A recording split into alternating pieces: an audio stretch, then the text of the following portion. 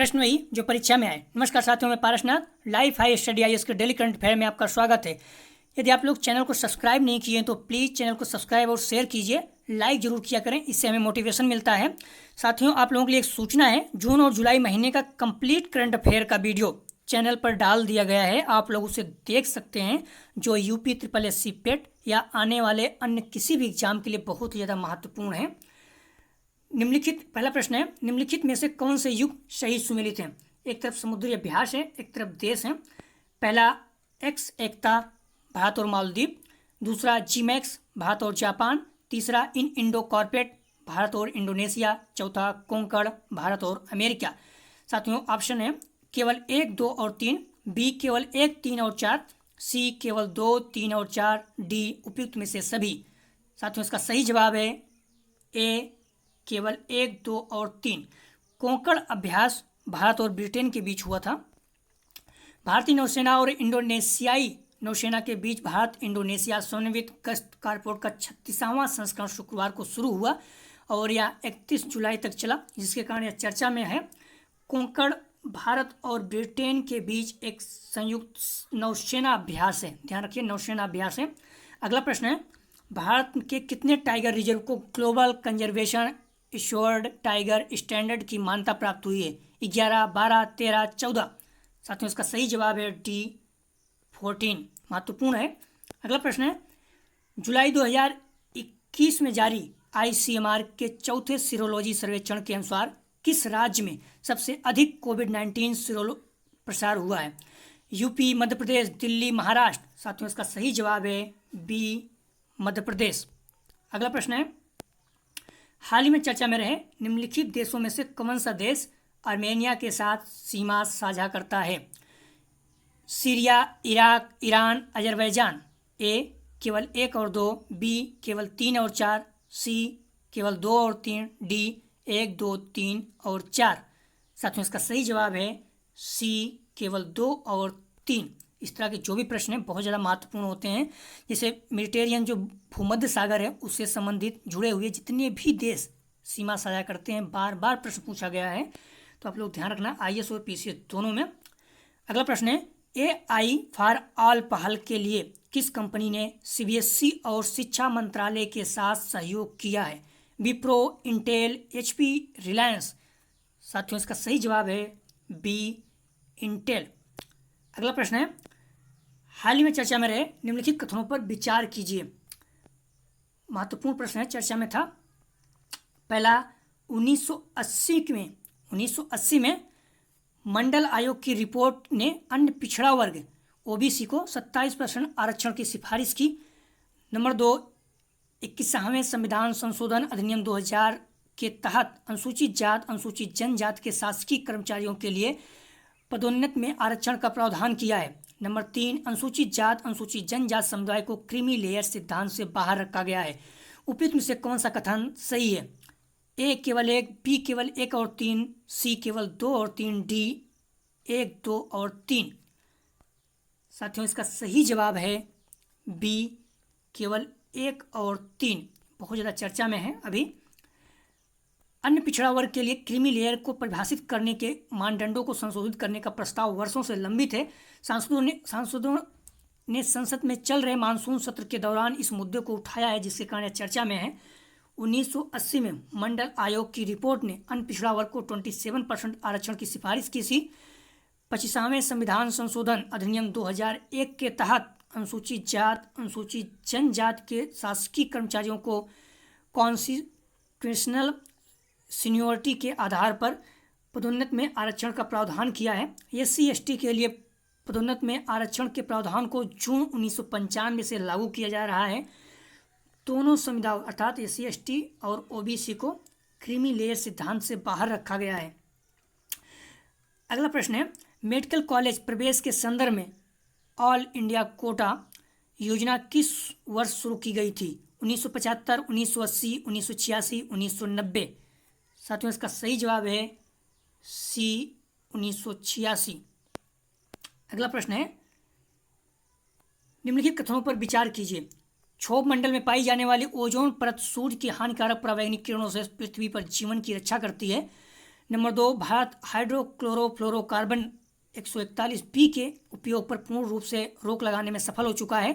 उपयुक्त में से कौन सा कथन सही है? ए केवल 1, बी केवल 2, सी 1 और 2, डी ना तो 1 ना तो 2। साथियों, इसका सही जवाब है बी केवल 2।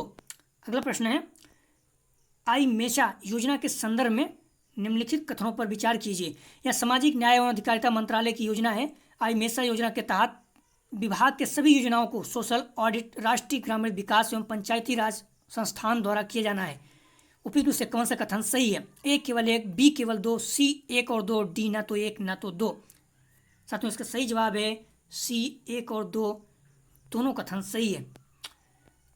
अगला प्रश्न है, हाल ही में चर्चा में रहा है, निम्नलिखित कथनों पर विचार कीजिए।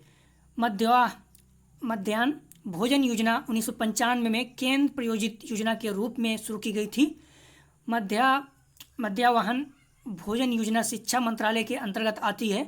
उपयुक्त से कौन सा कथन गलत है? आप लोग ध्यान रखिएगा, कौन सा कथन गलत है? ए केवल 1, बी केवल 1 और 2, सी केवल 2, डी ना तो 1 ना तो 2। साथियों, इसका सही जवाब है डी ना तो 1 ना तो 2, अर्थात दोनों कथन गलत नहीं है। हाल ही में सरकार ने संसद को बताया कि नवंबर 2020 तक देश में 6 महीने से 6 साल के उम्र के 9.27 लाख गंभीर कुपोषित बच्चों की पहचान की गई, जिसके कारण चर्चा में है। मध्याह्न भोजन योजना 1995 से केंद्र प्रायोजित योजना के रूप में शुरू की गई थी। ध्यान रखना, 1995 था, पहला कथन सही है। मध्याह्न भोजन योजना शिक्षा मंत्रालय के स्कूली शिक्षा और साक्षरता विभाग के अंतर्गत आती है, अर्थात दूसरा कथन भी सही है, अर्थात दोनों कथन सही था।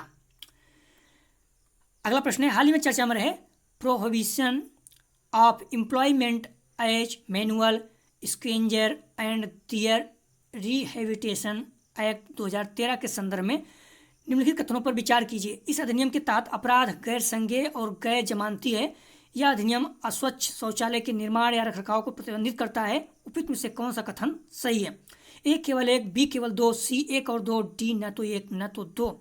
साथियों, इसका सही जवाब है बी केवल 2 कथन सही है। अगला प्रश्न है, राष्ट्रीय खाद्य सुरक्षा अधिनियम 2013 के संबंध में निम्नलिखित कथनों पर विचार कीजिए। बहुत ज़्यादा न्यूज में है।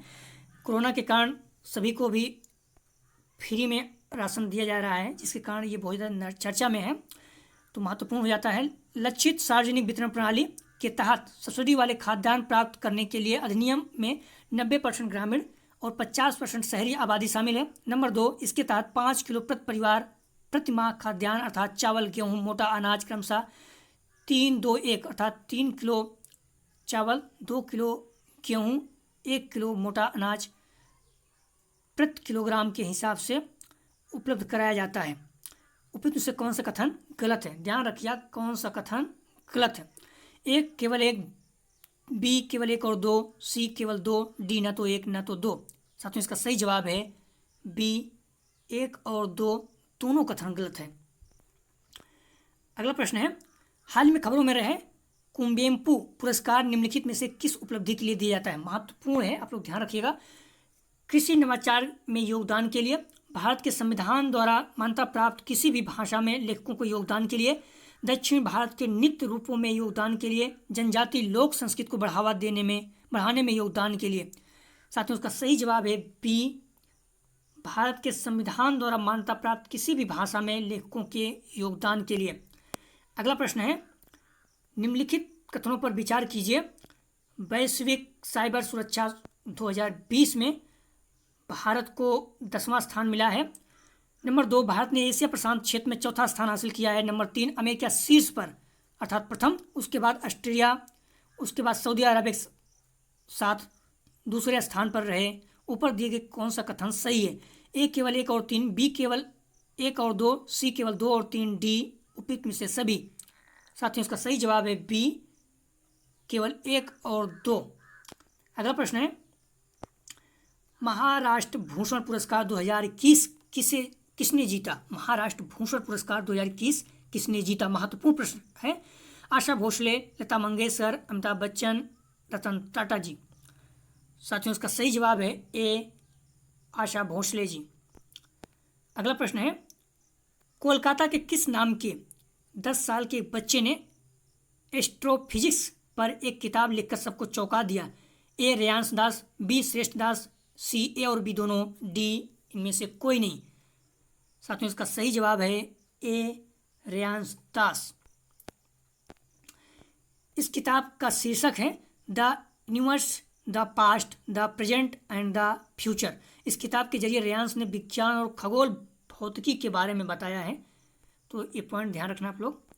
अगला प्रश्न है भारतीय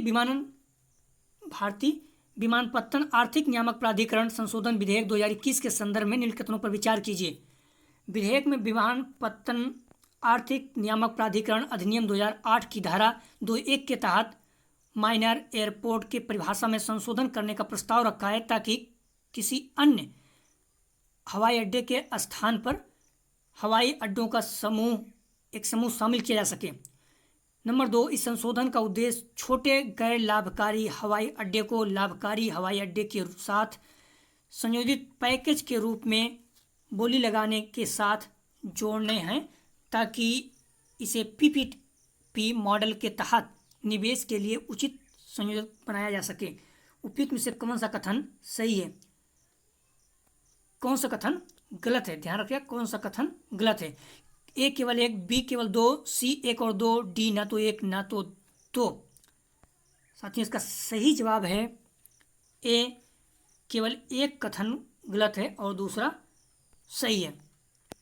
कल का प्रश्न था CSR फंड का उपयोग करके निजी अस्पतालों के माध्यम से मुफ्त कोविड-19 टीकाकरण शुरू करने वाला पहला राज्य कौन सा है? महत्वपूर्ण प्रश्न जो पूछे जाते हैं, कई लोगों ने सही जवाब दिया तमिलनाडु, केरल, यूपी, बिहार। साथियों इसका सही जवाब है ए तमिलनाडु। आज का प्रश्न है पिछले वीडियो से उठाया गया है, बहुत ही ज़्यादा महत्वपूर्ण है, इसलिए आप लोग इसका जवाब जरूर दीजिए। भारत का 39वां विश्व धरोहर स्थल किसे चुना गया है? रुद्रेश्वर मंदिर, इसे रामप्पा मंदिर के नाम से भी जाना जाता है, बी वाराणसी का गंगा घाट, सी कांचीपुरम का मंदिर, डी हीरे बैंकल महापाषाण स्थल। साथियों यदि आप लोग चैनल को अभी भी सब्सक्राइब नहीं किए तो प्लीज़ चैनल को सब्सक्राइब, शेयर और लाइक कीजिए। यदि आप लोगों को PDF चाहिए तो डिस्क्रिप्शन में दी गई टेलीग्राम के लिंक से जुड़कर आप लोग PDF प्राप्त कर सकते हैं। वीडियो देखने के लिए धन्यवाद साथियों, आपका दिन शुभ हो।